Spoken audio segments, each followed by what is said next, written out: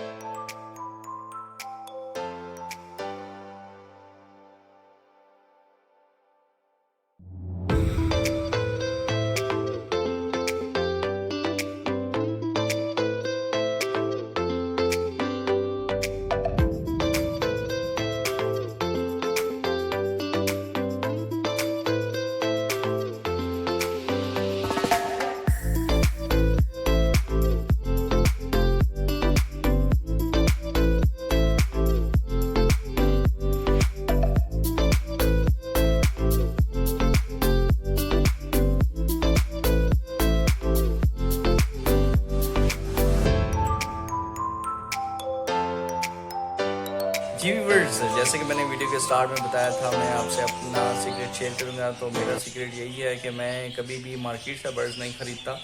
Market से bird ख़रीदने में दो इश्यूज़ आपको फेस करने पड़ेंगे। एक तो आपको बीमार बर्ड्स बहुत ज़्यादा मिलते हैं मार्केट से, और इसके अलावा मार्केट में जंगली पैरट्स बहुत ज़्यादा होते हैं।